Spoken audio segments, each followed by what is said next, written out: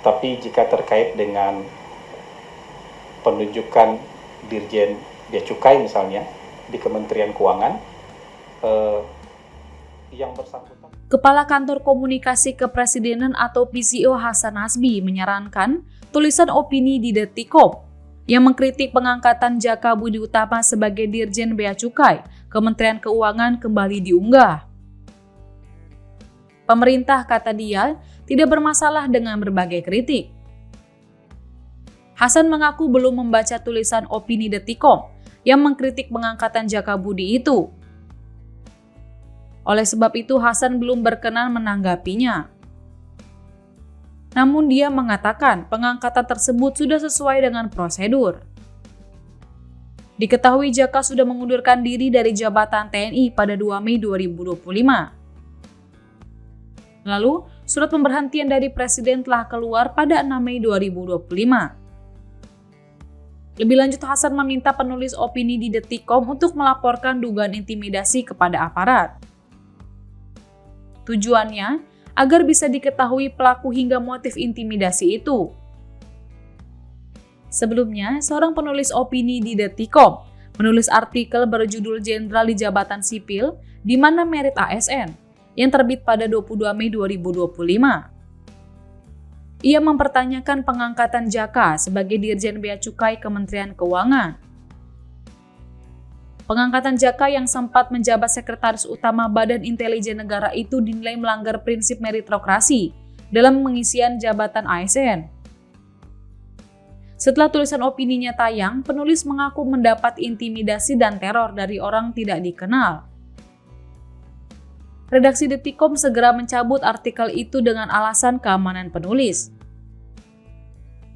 Menginginkan yang seperti itu dibina, bukan dihukum. Kalau perlu tulisannya dinaikin lagi, nggak apa-apa. Kalau perlu tulisannya, kalau kita ingin, saya belum baca tulisannya, ya teman-teman, saya nggak tahu teman-teman sudah baca. Kalau perlu naikin lagi aja tulisannya, dipasang lagi aja tulisannya. Sedikit, Mas.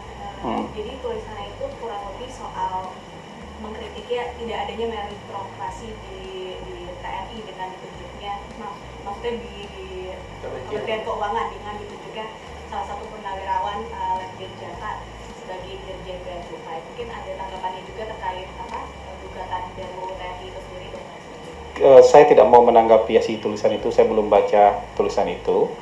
Tapi jika terkait dengan penunjukan Dirjen Bea Cukai misalnya di Kementerian Keuangan,